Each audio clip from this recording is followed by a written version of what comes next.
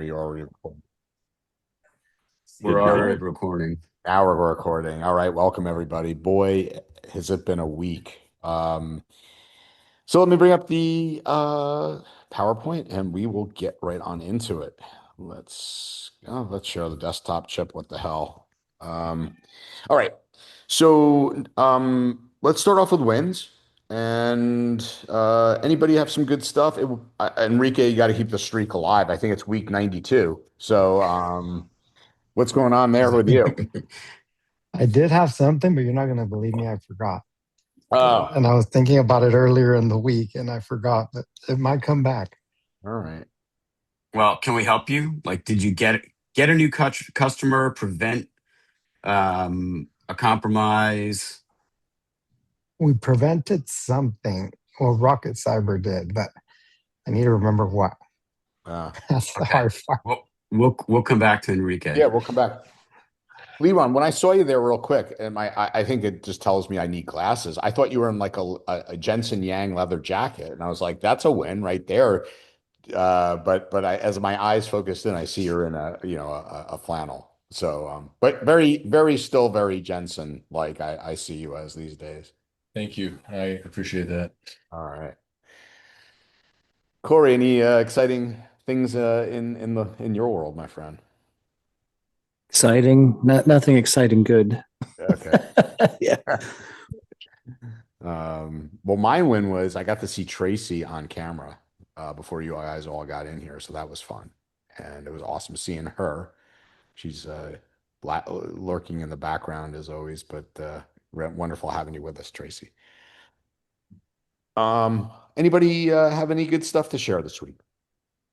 But I have something that I would love to share, but I can't. But I'll just say I'm really happy with where a couple of our products are on their move toward CMMC audit readiness. I know Nice. there's other ones have challenges, but we've had some really neat advances, and I'm really excited about what we have coming out soon, probably midsummer for BCDR, that I think is like a huge win, which I feel very personally close to it because heavily sponsored the motion. And for any of you that are really concerned about um, the CMMC SaaS FedRAMP side of things, you're just gonna love what's available there if you're using that product.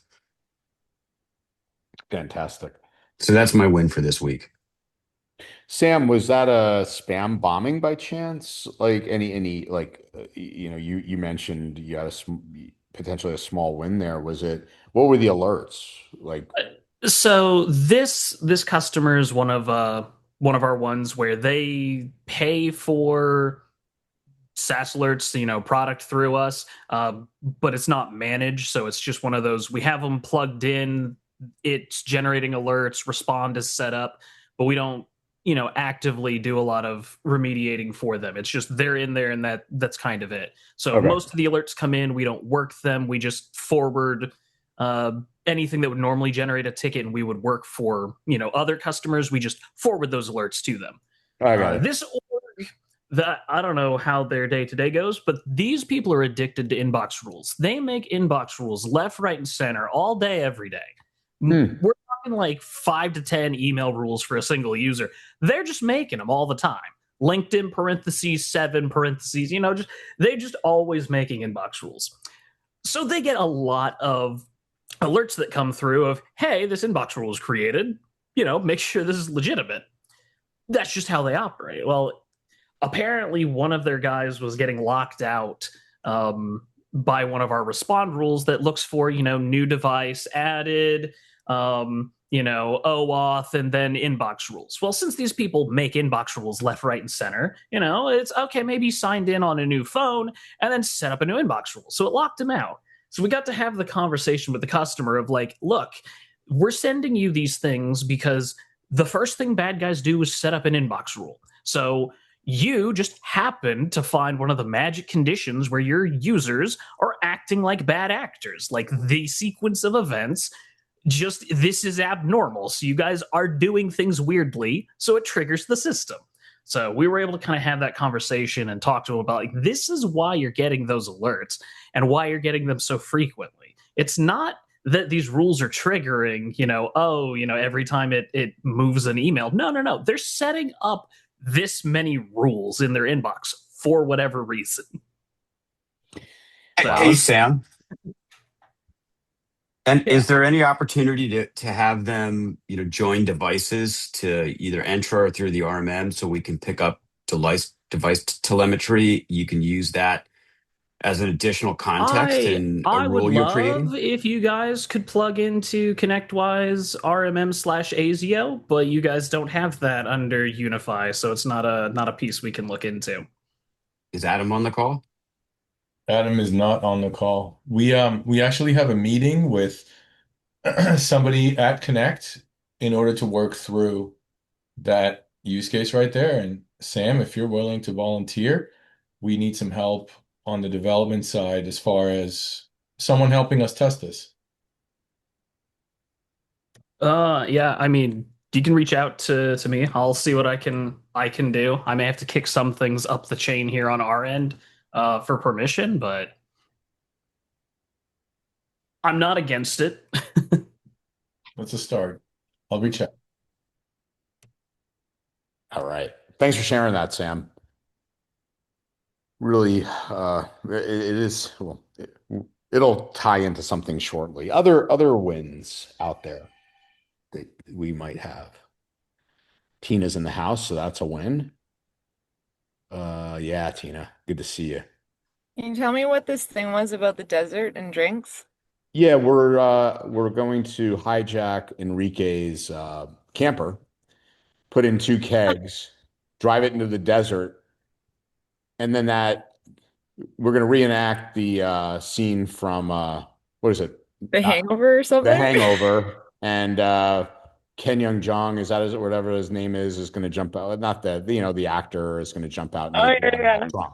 So that'll be played by Chip. So it'll be that's what we're aiming for, Tina. Does that help bring everything? I had to everybody up get here speed? just to hear that, Andrew. Like, I came just to hear that. My work's done. I'll be like George Costanza and sign off. Peace out.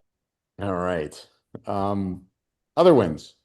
Anybody have anything else? All right. Going once, going twice. No. All right, let's move on. All right.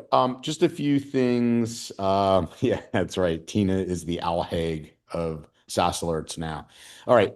Just wanted to put this out there for you. This is going live within the next 2 to 5 business days. It is the Write a Boom 2027 content review. So you have your say. You can literally tell us what content you want, what focus you want. I had the wrong URL there. Just bear with me 1 second and I'll give it to you all. You also had Howard Things at Hasbro at the top of that slide. Yeah, Are we sorry. going back to that one from last Yeah, week? we are. Bear with me, Chip. There's a bunch of fun stuff here, so bear with me. I have so many freaking windows open. All right, I'll find that in a minute. I thought I had it handy. All right, forget it. I'll get you guys the URL to vote and everything. Next thing, we are going to come up with Hasbro in a minute. The other thing, Chip was on CyberCall this week. I do actually have the URL for, so let me put that in chat. We had John Strand on, and we were talking about Mythos. It was unable to send file. Did that go through or not? My YouTube. It went through. Okay. It said something like unable to, and okay, good. I'm glad I went to. Easily the first 30 minutes, we typically have questions we want to ask our guests. The first 30 minutes just literally went off on a riff, which was phenomenal. But any big takeaways for you, Chip? I thought Strand's view of how security is going to fundamentally change was awesome. Is Chip frozen, by the way? No. You're looking at the other screen, Andrew. That's frozen. I see that. I saw you like this, so I didn't know if it. But any big takeaways for you on this, Chip? during the cyber call? Yeah, I mean, I continue to have takeaways on the topic and on, as much as the call itself. Um,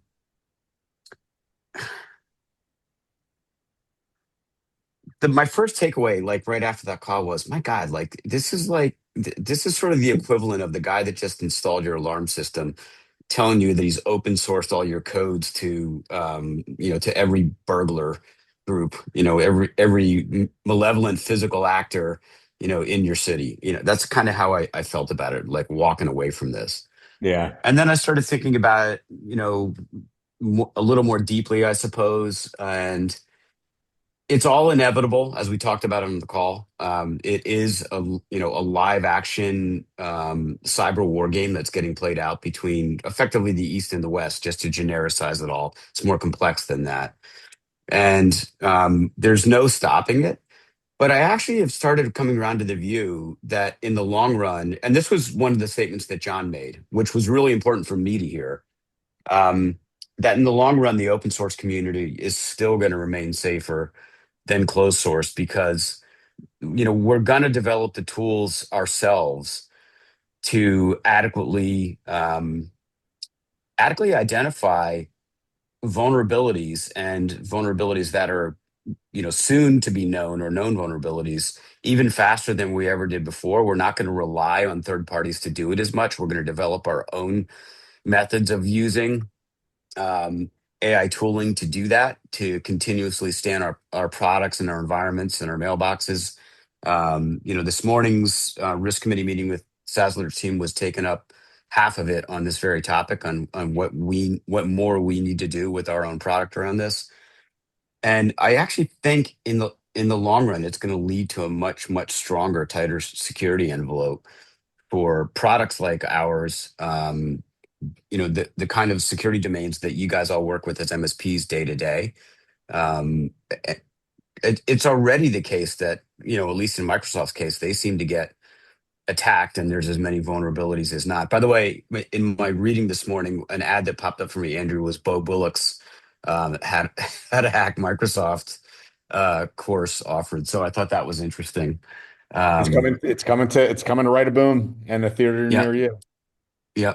So that was So good. So I'm kind of feeling better about it all at the moment. I actually think that the the stun of getting sort of kicked in the nuts by this, and watching our own team, my own team, the SaaS Alerts engineering group, and Ben will attest to this. 2 weeks ago, I kind of went off on everybody about, how many vulnerabilities had stacked up, and how fast can we address them. Um, and the team responded really well to that in the last week. And then, this week, our main DevSecOps guy announced, well, there's 19 new ones overnight, which is going to happen. I don't really care so much that there's 19 new ones. I care about we maintain our SLA into getting them closed out. Um, yeah, thank you, Axios. But the tooling to help defend against this is getting better as fast as the aggressiveness by the malevolent actors in the black hat community. So it's starting to make me feel better. Like we've got a chance to stay ahead of it. Yeah, or at least stay on parity with where we were before. Not before Mythos, before the Axios stuff started, before the open source supply chain attack started with NPM and all the other open source libraries. That like still is the big deal, like more so than the myth of Mythos. Um, but I'm personally feeling better about it. I think that call helped me feel better about it. I really liked, John's outlook on it. Um, so yeah, that's my takeaway. cool. A question for you, Chip. We've shot this back and forth today. We obviously had Blue Hammer, and then the same guy just shot. I just want your take, and maybe Leron's, from a developer standpoint. And my question is this: with the velocity in which vulnerabilities can be discovered today, and historically security researchers had bug bounties, and it was something that you talk about, whether it's open source or a company like a Microsoft, and even probably Linux has bug bounties, even though it's quote unquote open. um, is that going to fundamentally change because of the velocity in which, you know, these vulnerabilities can be discovered and the speed in which manufacturers, software developers can respond. And are we going to get more of these disgruntled type um, white hats that are going to just go, well, I'm not getting paid anymore. F it. So I'm gonna cause a lot of problems. Or is this guy is this an anomaly, do you feel? Um, I've wondered the same thing. I don't know. I don't really know this particular researcher. I don't follow the researcher community really tightly myself you know, beyond what Ben tells me I need to look at. Um, I think what's important for both closed and open source companies is that, the software development ecosystems is that they respond quickly. And there's nothing wrong with just stating, hey, look, thanks for bringing this to our attention. We have a 120-day backlog, and to be being able to evaluate this and even determine if this is something that we can pay you for, but um, we value the community. This is why we have bug bounty programs. It is going to take us longer. I'm sorry, but we have to go through our process and run through it. I mean, I don't know what the deal is with this guy. It does seem to me to really lack maturity for him to turn around and say, "Well, they didn't respond to Blue Hammer, so I'm just going to drop this on everybody." It's also just a sideways version of the same exploit. It's not dramatically different, and in the end, this is another example of where us as a community, all of the MSPs that we work with, Andrew, and that attend this call, this is again, it comes down to consumer education. Like you have to be coaxed, social engineered into installing an executable on a Windows device for this to work. Once you do, you're screwed. But it's not as if this is a drive-by. Somebody can just drop this, without any assistance from the end user into the environment. So, Well, if you anything, know, ClickFix has given us hope, Chip, that is definitely achievable. yeah, well, that it is definitely achievable, but everything always comes back to the people who are using these devices as knowledge workers to do their work. Like it's just become suspicious of everything, Yeah. and it's so I'm so jaded about saying it, and I'm sure people in this audience, attendees of this calls, are so sick of hearing it, and you're probably sick of saying it, but we can't say it enough to our customers and to our friends, like to everybody. Like Yeah. when the whole Axios slash NPM thing cascaded 3 weeks ago, I was literally telling everybody I know in a non-professional capacity, like, you guys need to be suspicious of everything all the time. Yeah, yeah, yeah. You told me that. I mean, I'm talking, walking around, driving in a golf cart, giving somebody a lecture about this on a weekend. And they're giving me the yeah, yeah, yeah. You tell us this all the time. And I'm like, no, really, really, this time it's different. So it still comes back to that.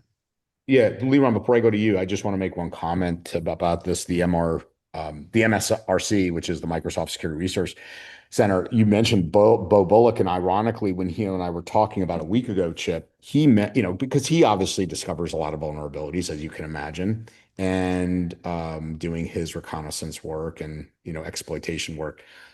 And he mentioned that the MSRC is a ghost town right now. And he even wonders what in the, what is going on there, because he's like, historically, I'd send something in, at least I'd get a response, like an acknowledgement, right? Thank you, Mr. Bullock. We appreciate you bringing this to our attention. We are going to review this and get back to you. Bo's like, they don't even respond anymore. So that I think there's part of that. But anyway, let me segue over to Well, Leron. before you Yeah. go to Liron, Yeah. do you infer from that there's a crisis? No, I get what I infer from that is layoffs. I think that's what I infer. Oh, That that interesting. that I just think, I think it's, they're probably relying, like, again, I could be speaking completely out of turn, but let me just be a little bit jaded.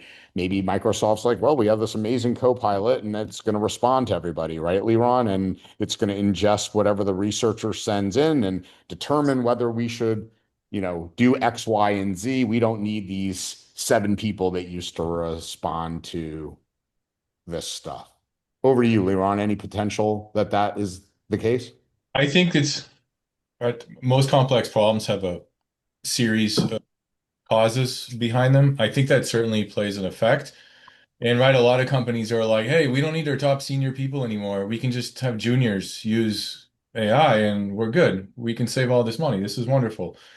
And I've also seen articles surface recently about these companies are quietly rehiring people after they figure, wait, hold on, that's not necessarily true.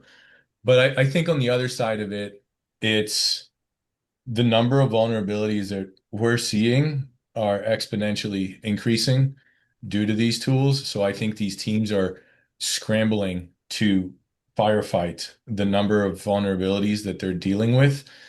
And when things like this come in, it's just one more thing that they have to deal with. And I think that like any industry, a problem arises and then we need time to adjust to it. And I think that eventually we'll have coding agents that kind of do this stuff automatically, but we know that there's dangers in that too. So caution with how you proceed on that front, right? So I think it's a combination of certainly layoffs is one thing, but I think that these security teams are short-staffed and perhaps dealing with more security threats than they've ever had to deal with. For sure. Have to figure out how to play at an exponential scale, and it's just going to take time to get there. Yeah, and I'm sure Microsoft is inundated right now, in fairness to them. But they do have a very, they do have very strong delineation between the MSRC and, their red teaming and IR teaming. And, so, again, it's interesting. Like Bo made a similar comment, but like you said, Liron, this is a lot of big changes at once, and we'll see what comes of it. All right, so let me jump back here. So Chip, I just wanted to bring this back, just more tongue in cheek. This is now 3 weeks, and I'm like, I'll just check on Hasbro's site. Still this, when you view deal tails, still going to the proxy issue, and I am just intrigued on what this is going to have, like what's going to be finally come out of this, because I mean, this is going a long time. So you're on mute, bud. I said, lucky for Hasbro that they sell toys and not information systems. I mean, they'd be dead. Yeah, that's a very good point. That's very. I'm expecting to see them on Shark Tank, at some point in the future, talking about how they shifted their go-to-market strategy from online to newspaper publications and articles in toy magazines and journals. This is crazy. Yeah, it's interesting. Now, luckily for them, they, like I said, that their Pulse, which is where their online stuff, Chip, that is functional. But I mean, there's got to be some big stuff going on under the hood there. So, yeah. Okay. Hey, Corey had dropped somehow, but when he popped back in, Andrew, he said he had something on his mind he wanted to share. I think all the way back in the wins of the week segment. Oh, let's roll out the red carpet, Corey. I wouldn't say it's a win. Again, that's just nothing on the good side, but it's something that's very interesting.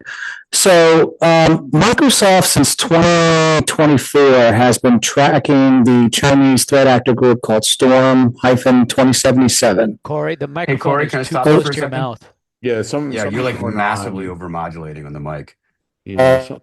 I love better. It's Zoom. I don't know. I can't fix it. I'll sit all the way back here. Is this better? Yeah, keep going. I think it's your head. Never mind.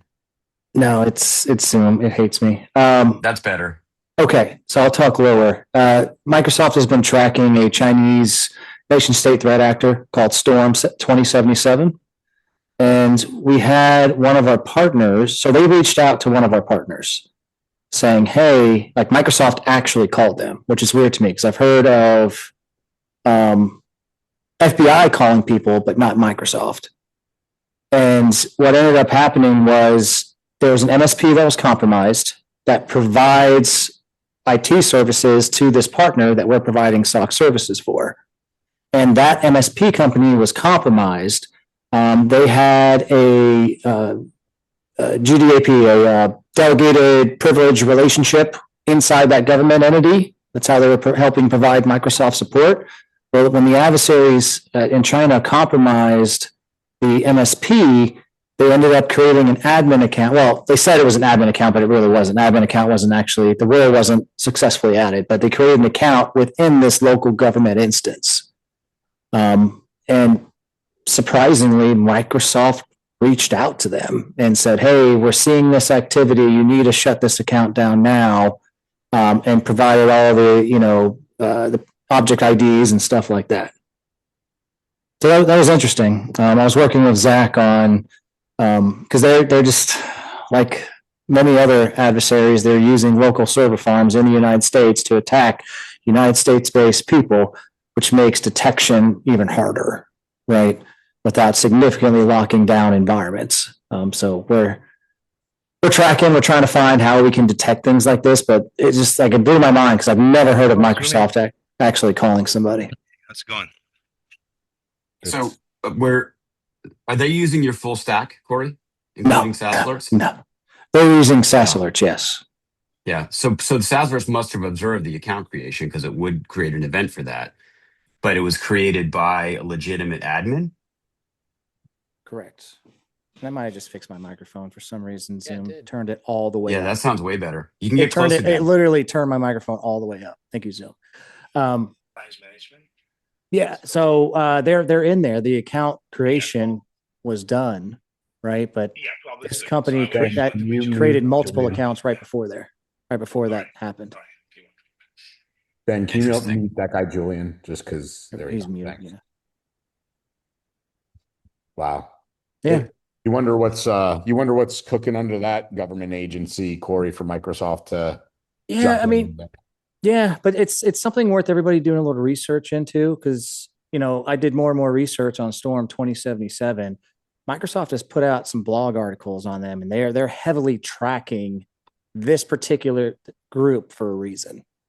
Well, we do know, and I don't think it was this one. It was another Storm chip that's who compromised Microsoft themselves. So I think Microsoft's probably on high alert of all the Chinese groups, and maybe there's some intersection. You remember that going back about 2 years now, Chip, 1.5 to 2 years ago.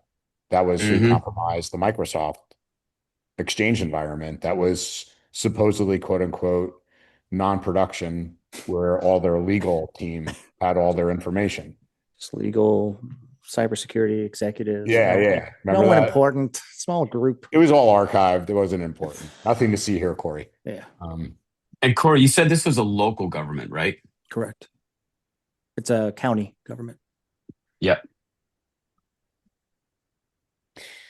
All right. I will put this, Chip, we'll get back to the whole mythos because, as you pointed out, Cloud Security Alliance and SANS released a kind of security program, Mythos being Mythos ready. I want to get to that. But I came across this article. I didn't share it with you yet, Chip, but I'm going to put it in here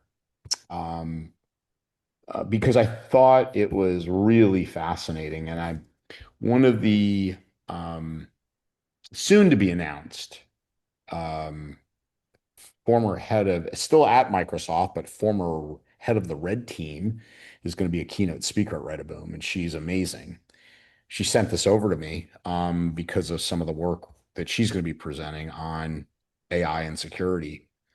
And right before she sent me this, I was on a call with an MSP, and they were saying to me, Chip, that they are running, and this is a sizable MSP, by the way. They are running into situations, some of their larger co-managed accounts, where the C-suite is heavily embracing AI.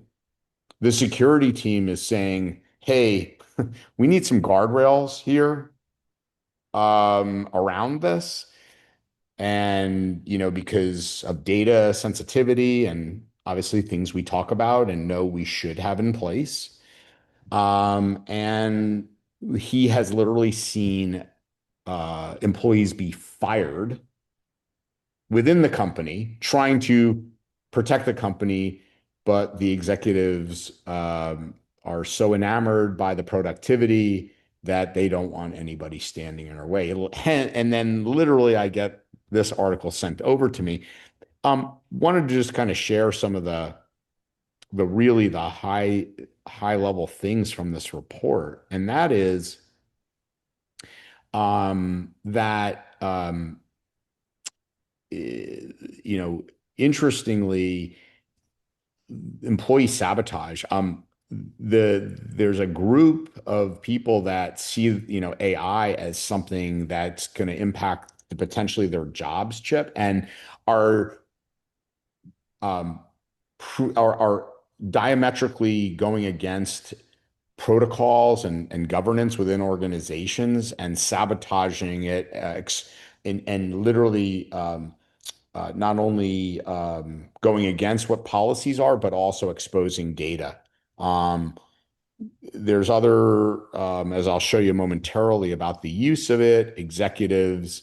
Obviously, you know, it says believing that, you know, they've already suffered, you know, cyber attacks and data exfiltration. One second, Andy, as a result of this, um, and et cetera. Um, and the bottom line is, what's really interesting is when you start to look at the numbers, at least from this report, and this was a pretty wide-based report of SMBs, mid-market, enterprise, et cetera. The C-suite is really embracing it, and they're doing so because of, you know, strategy, productivity, et cetera, and are even outpacing the, you know, quote unquote knowledge worker, lower level workers. And I just thought it was really fascinating that although there's still a lot of skepticism on, you know, rolling out AI in terms of really the end results from a corporate perspective, like we're going to do this initiative and see these results at a personal level, I guess my point is it's getting very personal. And I just, before I hand it to ask Andy to chime in, any thoughts on that, Chip? And certainly I did a very, maybe not the greatest of jobs going over that, but I did want to get to a lot of stuff today, but I did want to bring this to everybody's attention. Yeah, can you bounce back up a couple slides, Andrew? Because the first Sure. thing that jumped out at this for me was the demographic element to this. This The one here? 44, no, the one before that. Like, I don't know if everybody takes the time to read this as you're talking. I generally do, but 29% of employees, including 44% of Gen Z. Like, what's that all about? Um, do they, you know, I read a parallel article talking about careers in software development and how there's been a massive dip in requisition for junior software developers. Meanwhile, there's been an uptick and salary increases for mid-level and senior guys. And this, just reading that, just correlates and clicks in my head. Like, people who are at the bottom of the ladder, the lower rungs are getting yanked up, and this is a reaction to it. Yeah, Um, for sure, Chip. There's definitely this kind of revolting, if you will. Hey, yep. my job is on the line, so damn, screw it. I'm gonna. Yeah. I definitely want to hear what Andy has to say here. So I'll make one more, final comment and date myself here. But as a parent of two Gen Z kids, my advice would be that's not the way to go. Like, it's gonna hurt. Your generation is living through, not gonna, you are living through a massive economic transformation and societal transformation around how we use technology, but it's not the first time in human history that it's happened. And the people who thrive through it are the ones who embrace it, and adopt it and excel at it.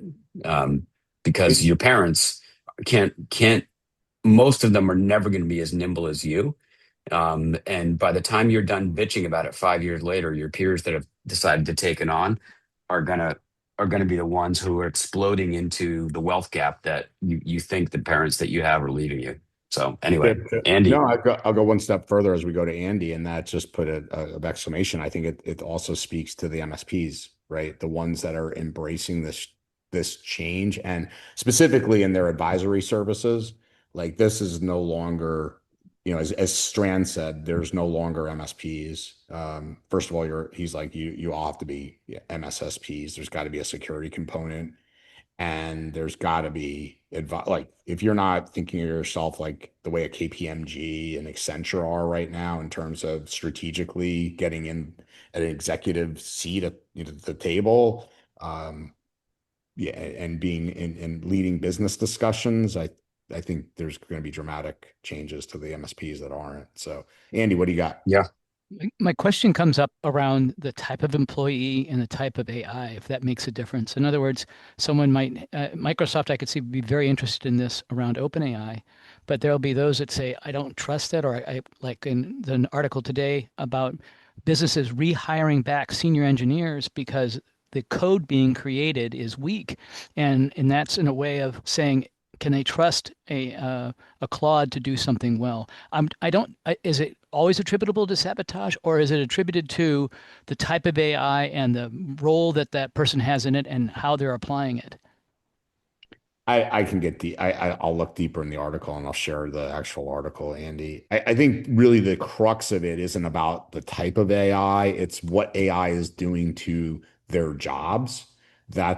It's not like, oh, you use Claude, you use OpenAI, so we got different results. It's the fact that what it's going to do to lower level workers where Yeah, there the are younger worker, right? well, not even young, it could be an older worker, but they're doing a job that is repetitive in nature that's going to get replaced. Okay. So go ahead, Corey. So I wanted to double click for something you just said. So did you say that an individual said that every MSP should be considering becoming an MSSP? Strand said, if you're not basically he's saying if you're just going to be, focusing on, core IT, your time's limited. That's what he meant. Yeah, this That's is what he the meant. battle I've been fighting many, many years, talking with a lot of MSPs and working with a lot of MSPs. And I mean, as everybody on this call, I think majority of people on here, if not all, are MSPs as well, where the whole MSP market has shifted in general with what's being provided. Hiring good people is tough. Operational overload is a lot. So it's a very dangerous thing to say. And I've had this, and I've seen people that sold printers or telephony companies that want that MRR saying, I want to be an MSP. I'm an MSP now. Cool. But unfortunately, they don't have the capability of handling what's involved being an MSP. It's a lot, as all of you know. It's a lot being an MSP and supporting even that aspect of it. And then I feel like the industry is trying to push everybody in MSP, saying if you don't add that extra S, you've become irrelevant. So now owners of these MSPs try to go into a sector that you have to have dedicated specialists on, right? Every MSP I know, they usually have one top guy. And that one top guy wears many, many, many hats. And now you're asking him to take over the full security aspect of it. That's very dangerous. It's a lot of liabilities. I think it's fair, Corey. If you're talking about, I think it just goes back to what MSP are we talking about? If you're talking about a Thrive that has 150 people in their security operations center, that's different. If you're talking about a 3-man MSP, I certainly believe you're right. I think John's just simply saying that it was in relationship to Mythos, right? And if you think about the velocity in which you're going to have to think about being able to do, his point was, you've got to think about things completely differently. He believes heavily in cyber deception. And he's, as an example, things that, we should be doing as MSPs and that many aren't, that, there's a lot of low hanging things so I don't think he's saying build a SOC, things like that. But I think he was just trying to make a point. Yeah. It's tough. I feel for every MSP on here because there's so many articles coming at you saying you got to do this, you have to do this, you have to do this to be relevant to continue as an MSP. The whole AI conversation that just won't go away, right? Becoming an MSSP. I feel for everybody on this call. Yeah. Okay, Chip, worthwhile talking about what Sujit posted real quick, or should I move on? I didn't see what Sajid posted because Oh, I thought you said unfortunately. I thought you were responding to Sujit there. My apologies. Um, so you were just commenting. Yeah, sure. I mean, if you want to, we're getting into a little bit of sociology and Well, experimentation and how humans evolve, but yeah. Sujit, what do you got works there? for me. Is there a quick thing here that you wanted to make a comment on? No, it's just in terms of what you guys are mentioning, actually ties to what you were mentioning about the MSSP side of things as well. One thing as an MSP I've learned over the years is I attend a lot of these little group get-togethers and I talk to other folks. You have to learn to ignore the noise. Marketing spiel is so automatic, and now with the speed of AI at it, I mean, you just constantly get bombarded with the absolute volume, full blast all the time. Sure. Like, are we going to switch to an MSSP anytime soon? Hell no. Are we going to keep kicking ass as an MSP? Of course. We're just probably going to add on some parts here and there that make sense. And we're going to just do better with the people that we have. I mean, the biggest thing, I think I was on the Kaseya MSP playbook was the other day. One of the folks on there mentioned something interesting was, just because we're integrating AI into our MSP, it doesn't mean that we're going to all of a sudden fire half our workforce. It just means that our team of, say, 20 people who support 1,000 clients really well is now going to continue to support 2,000 clients really well because we can automate, we can maximize, we can be more efficient. And that's really the way I look at it. The folks that are going to come out on the other end of this are going to be the people who know when to automate and when to leverage the human touch. Because AI is great, but it's just a tool. A banana is great as a fruit. I'm not going to drive it as a car. You know what I mean? That was a funny example I saw somebody mention because it really stuck with me. But it's like that's the kind of things I just remind folks. I'm like, just slow down. Yeah. Yeah. Yeah, Sajid, I'd comment that a lot of people would reply to that and say that the MSP universe of clients is a zero-sum game. And if you're going to move from being able to support 1,000 to 2,000, that means those other 1,000 have to come from somewhere else. By the way, I reject that argument. I think that when humanity goes through technology shifts, it actually creates a massive expansion in the number of businesses that start and how many employees businesses need, everything else. So I think I agree with your statement that the path forward is to look at it and say we can do twice as much with the same number of people because there's going to be twice as much demand. Mhm. If you look at a study Anthropic put out maybe last week or 2 weeks ago, um, you know, on the one hand, Dario Modi's out there saying that, or at one point was out there saying that this software engineering is going to change, software developers are going to change, we're not going to use many of them. And yet, Anthropic's own demand for software developers continues to skyrocket and go through the roof, as does almost everybody else's. Like it's the expectation that software engineers were going to be replaced by AI has turned out to be, so far anyway, to be false. Mhm. What has happened is that experienced people who are great at architecture and describing what they need to be built, and then have the experience and maturity to go back and validate that it's built correctly, they're in more demand than ever. So it just changes. That I think that's the key point that people have to realize that Chip, massive technology shifts change, not disrupt. I heard something really funny too on some of the macroeconomic podcasts that you and I share, and that was the irony that they're like the CEOs of these. I think it was Dario who was saying about the end of SaaS companies, right? And the guy's like, the irony is you are a SaaS company, right? And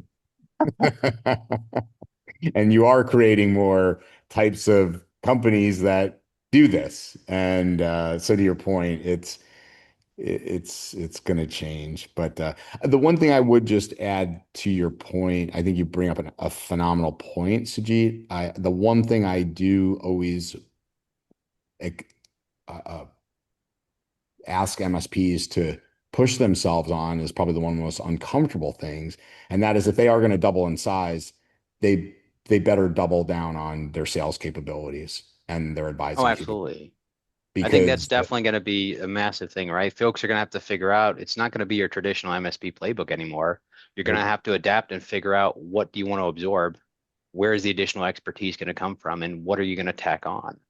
I think that the noise of trying to do all this stuff at once, that's going to be bananas.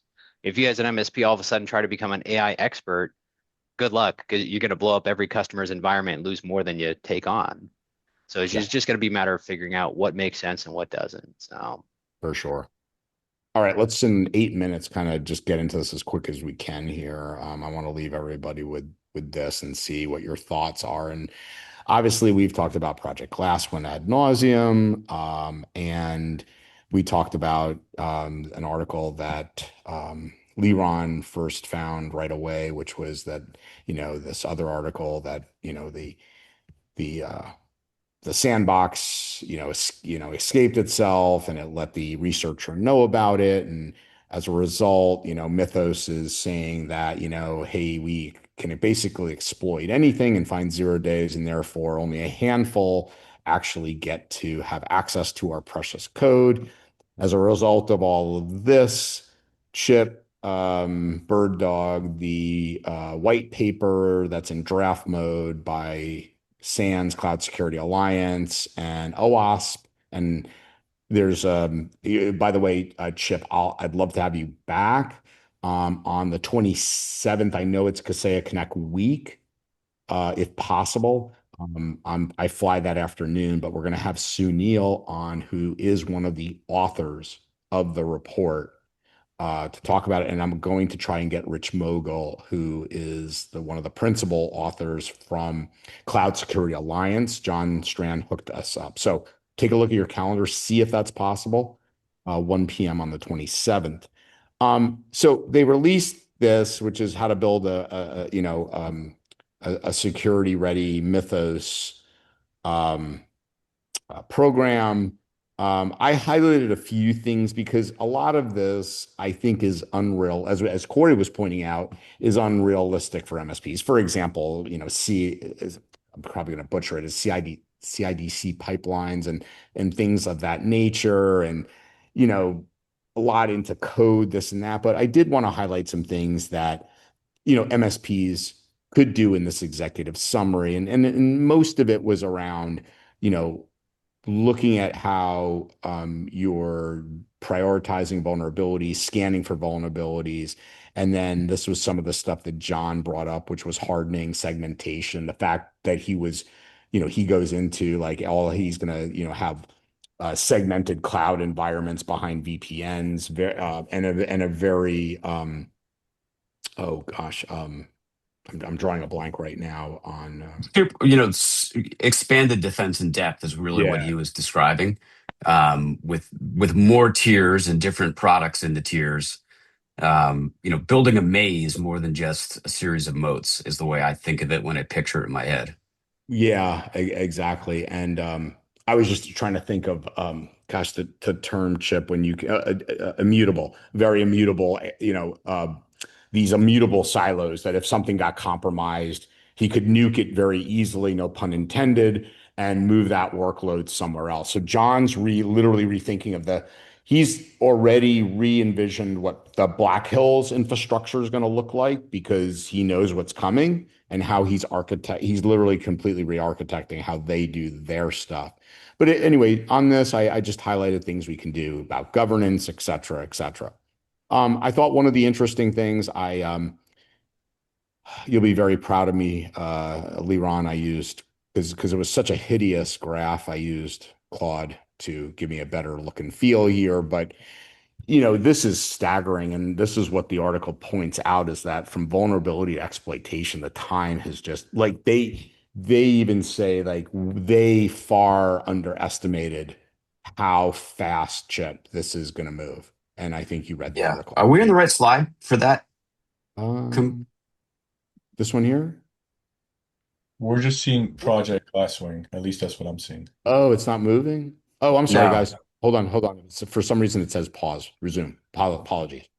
Did you There guys we see? go. Oh, I'm sorry. That graph makes a ton of sense. Yeah, so this to, was, sorry, to this the was the topic. executive, sorry, guys. This was the executive summary. Of course, I'll send this all over to Ben to post. Sorry about, come on. All right. This was the executive summary I was going through. This is the graph I wanted to share. Yeah. Yep. About, and interestingly in the white paper, right, Chip, they're even saying this moved way faster than they even thought. right? In terms of that ability for Well, what's hidden in this graph that you have to look really closely for, and it's easy to see, when you're, I guess, reading the white paper, and it's harder in this setting. But if you look at, mid 2025, where the time from exploit to known exploit in the field to known vulnerability was 23.2 days. Yeah, days. But the next bullet point over looks like it's just a little drip down, but Yeah. it's 20 hours. 20 hours, yeah. So the graph just because of the scale of it, it's hard to logarithmically represent it and make it really look the way you want. Yes. But that leap between those two data points is gigantic. Yeah. And so meaningful, because 23 days human beings could still deal with. If the next leap would have been maybe 10 days, because we went before, the previous leap year to year was 56 days to 23. Okay, it's about a halving. Like, I feel like I'm talking about Bitcoin here for a second.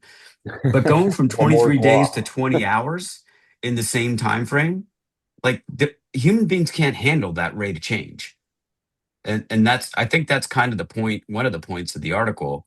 And Andrew, you're right. This definitely is not focused so much on the MSP community. That this white paper that was still in draft when I sent it to you from CSA and CISA and OWASP.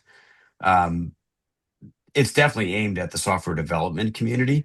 A lot of the things about it apply to MSPs in terms of general hardening and best practices and systems, but but that, I don't know. My big takeaway is that you just look at the rate of change here that is first expressed in years, then months, then less months, then days, then half as many days. And we're talking 1 year leaps each time around. And then you go from 23 days to 20 hours. Yeah.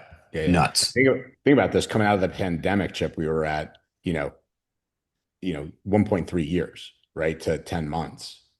Yeah. And that seemed like so short of time ago. To me, I still remember that, right? I think we all do, like, oh my gosh, the pandemic. And just in that short period of time, look at where we are. Last thing I'll just kind of leave everybody with, you probably saw this, but 4.7 is out. Mythos is unavailable. And, because they want to, quote unquote, limit, right, the test of new security safeguards, et cetera, et cetera. However, Chip, and I highly encourage you and Leron to apply, you can apply to their getting in their program and getting access to that. So maybe there's some people that you guys know in high places that might be able to have a connection into. Yeah, we already have direct access here. I mean, many of the participants in Glasswing, which is, a whole litany of names, but the biggies being obviously Microsoft and Google, NVIDIA themselves, CrowdStrike. Yep. Anthropic, obviously themselves. So, we already work with at least two of those companies without, throwing too much out there. And definitely the Kaseya Red Team is a certified red team. So they're being very forward. But at the same time, if you do a quick Google search after the call, you notice that Project Glasswing hasn't turned up very much yet, which people are already talking about. Yeah. It's a great idea, and it's using this new set of tools as cyber defense instead of cyber attack.